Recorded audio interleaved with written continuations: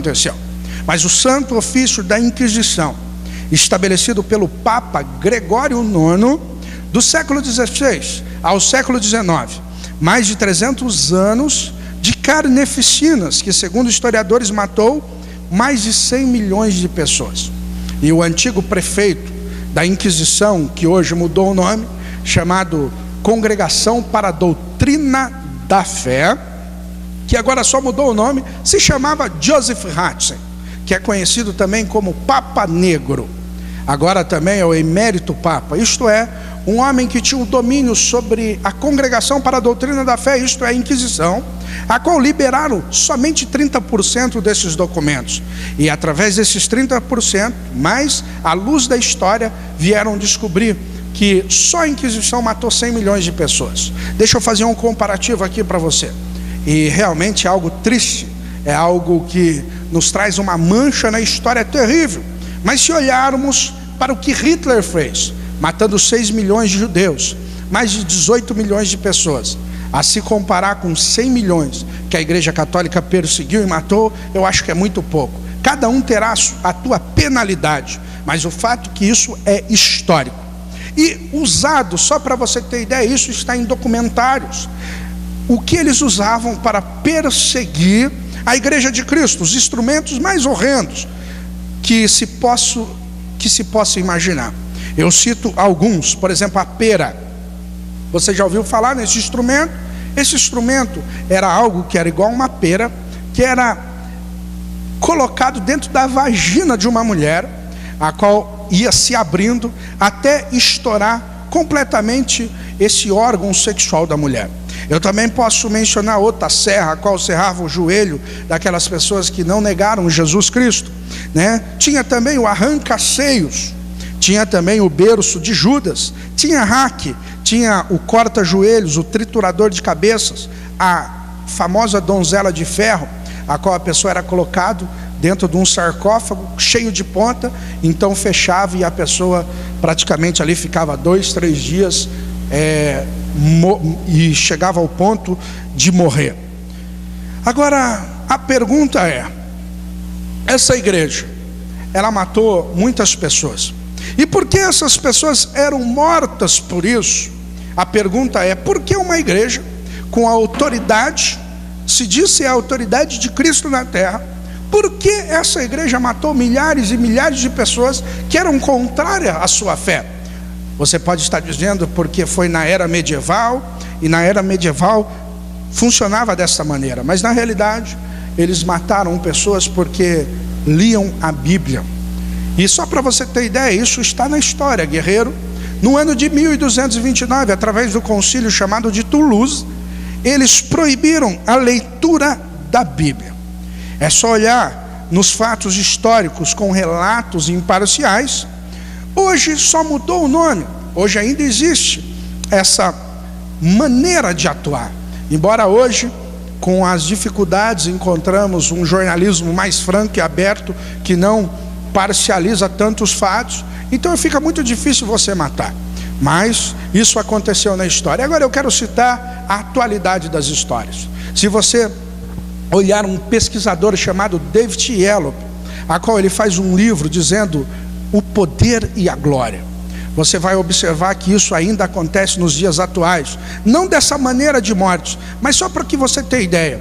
A antiga máfia siciliana, segundo David Yellow, a antiga máfia siciliana, ela tinha modos de operar. E como que ela então lavaria o dinheiro? Como que ela usaria esse dinheiro para a lavagem, para os benefícios a qual havia sobre a máfia? Dentro do Vaticano existe um banco chamado Ambrosiano, a qual na época era governado pelo cardeal chamado Paul Marcinkus. E esse homem fazia um sistema de lavagem de dinheiro. Então um papa, conhecido como Papa Sorriso, um dos mais intelectuais da Igreja Católica, chamado Albino Luciano, que é o João Paulo I, quando ele entrou, ele é igualzinho praticamente esse Papa Francisco. Então quando ele entra no cenário, ele observando Paul Marcinkus fazendo aquela lavagem de dinheiro para a máfia, ele decide afastar aqueles homens, ele decide mudar o cenário do Vaticano. E quando começamos a olhar para tudo isso, pensamos o seguinte: então a igreja vai mudar. E quando esse homem começa a afastar esses que se diz ser cardeal, chamado Paul Marcinsko, Lucio Gelli e outros, então, depois de 31 dias, esse homem que era conhecido por ter uma idade, mas também era um atleta, era um homem que gostava de alpinismo, era um homem que gostava de ciclismo, e de repente, depois de 31 dias, ele aparece morto. Ninguém até hoje fala desses fatos. O Papa Sorriso então é encontrado morto, e quando o teu médico quis fazer a autópsia do corpo, não permitiram, e deram um veredito dizendo que ele morreu de parada cardíaca. E o médico dele até hoje afirma dizendo: como pode dizer que ele morreu de parada cardíaca se nem fez, nem examinou o corpo para dar esse veredito? Então esse homem foi enterrado e substituiu Karol Wojtyła. E quando Karol Wojtyła viajou da Polônia para ser um dos cardeais a entrar no conclave, e quando ele chega lá, ele já sabia que ia ser o novo Papa, João Paulo II. E esse homem que tinha uma carinha de pessoa sofredora, ele foi o homem que deu autoridade de novo a Paul Marcinsko, a Lucio Gelli, para de novo trazer a lavagem de dinheiro para dentro do Vaticano. Isso foi investigado pela CIA, isso foi investigado pela KGB, e isso é fato histórico. Tanto que Lucio Gelli trouxe 2 comandos para o Vaticano: a Opus Dei e a maçonaria. Eles até hoje operam naquele lugar. Agora, querido, a pergunta é: esse homem, depois de assumir o poder, que nós pensamos, nossa, que papa lindo, que papa maravilhoso, ele contribuiu para a maior lavagem de dinheiro já existido na Igreja Católica. E a Igreja Católica, ela fez um acordo no ano de 1929, e esse acordo foi feito com Mussolini, que se dizia ser imperador. Então ninguém poderia investigar o Vaticano. A Itália quis, a CIA quis, os americanos tentaram entrar ali, mas eram completamente proibidos. Então eles faziam conforme eles queriam, e o Banco Ambrosiano prosperou de uma maneira financeira muito grande, enriquecendo muitas pessoas, porque foram feitas lavagens de dinheiro ali pela máfia siciliana. Basta você olhar para a história, basta você olhar os documentários da história. Isso foi uma investigação que ninguém fala. Inclusive tentaram proibir esse livro no Brasil, mas não conseguiram, porque ele é fato, ele é real, ele não é uma história da carochinha. Isso aconteceu até os dias de hoje. Tentaram, agora entrou este Papa, chamado Papa Francisco, que ele vem no cenário humildemente, como foi o Albino Luciani. Mas eu quero dizer aqui, continuar na palavra de Deus, o versículo 7 que diz: e o anjo me disse: por que te admiras? E eu pergunto para você: por que você admira com tudo isso? A pergunta é: eu te direi o mistério da mulher e da besta que traz, a qual tem 7 cabeças e 10 chifres, para que não fique só na conjectura minha. O anjo aqui, querido, ele dá provas.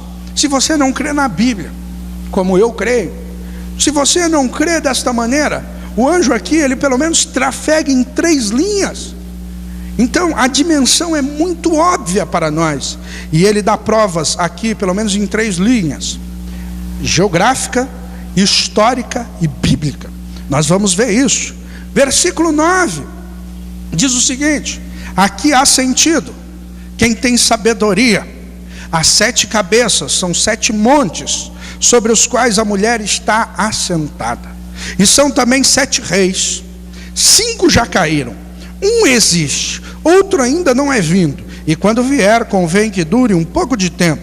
E a besta que já não é, e ela também é o 8º, e é o dos 7 que vai à perdição.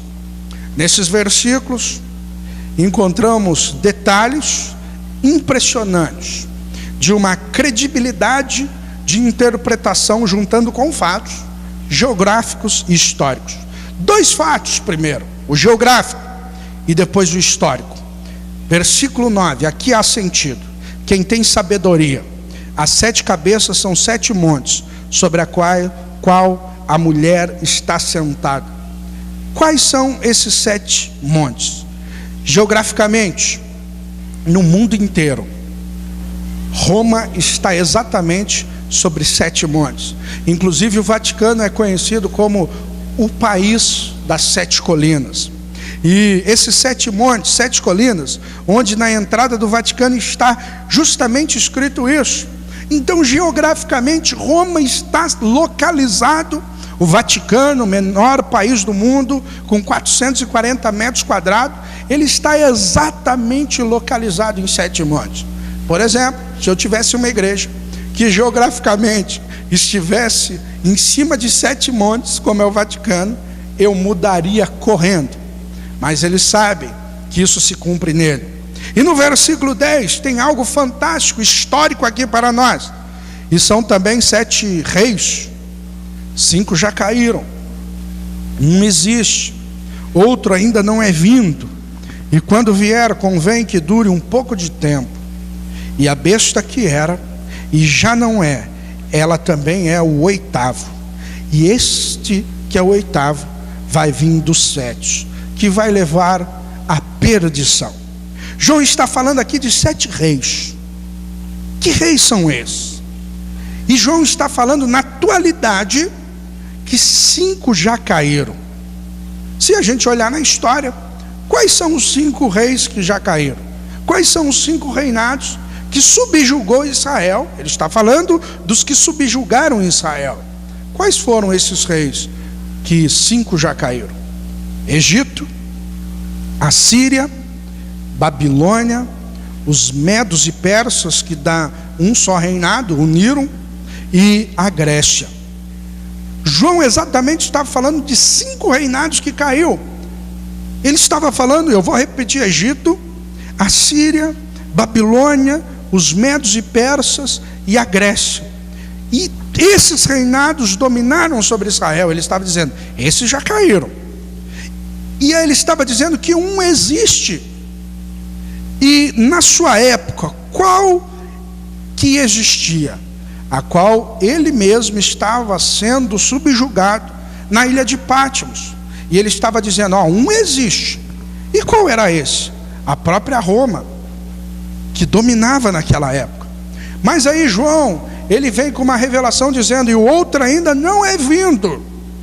E quando vier, convém que dure pouco tempo. Querido, no YouTube você encontra várias conjecturas, mas eu quero afirmar que essa luz da palavra é correta. Um reinado que durou pouco tempo foi a própria Roma, dividido em 2, Oriente e Ocidente. Em 286, a divisão de Roma por Diocleciano teve 2 impérios, o do Ocidente e o do Oriente. O Ocidente, por língua latina, chamado Constantinopla, que durou até o ano de 395. Então, se nós fizermos uma conta do ano de 286 para o ano de 395, são apenas 106 anos. Então durou muito pouco tempo. E o Oriente, o império dos bizantinos, foi até o ano de 1453.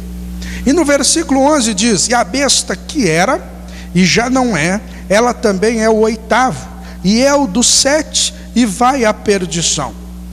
Querido, o versículo 18 diz, e a mulher que viste a grande cidade que reina sobre os reis da terra, essa qual vai vir, que era uma das 7, e agora é a 8ª. Isto é, Roma na época existia, e depois ela veio em outro formato, dividido em duas fases, que durou muito pouco tempo. E João está falando que dentro desses reinados viria o 8º, e o 8º era uma dessas. E qual seria então? Seria Egito? Egito nós sabemos que não tem influência nenhuma. Seria porventura a Síria? De maneira nenhuma. Seria a Babilônia? A Babilônia nem existe mais. A Síria também não existe. Seria então os medos e persas? Também não existem. Seriam os gregos? Existem, mas não tem nenhuma influência mais, inclusive política, inclusive bélica. E agora, qual é esse oitavo? O oitavo é a Roma. Mas pastor, e a Roma tem alguma autoridade? Sim. Agora esse oitavo reinado é a própria Roma, que é um reinado espiritual, a Igreja Católica Romana. Querido, basta você estudar a história, basta você analisar os fatos, que você vai identificar sem medo de ser feliz, que o número da besta 666 são 3 agentes, é a trindade satânica. O primeiro é o falso Deus, que é a besta. O segundo faz parte dessa trindade, é o anticristo, que é o falso Cristo. E o terceiro, que é o falso Espírito Santo, que é o falso profeta. E esta é a Igreja Católica Romana.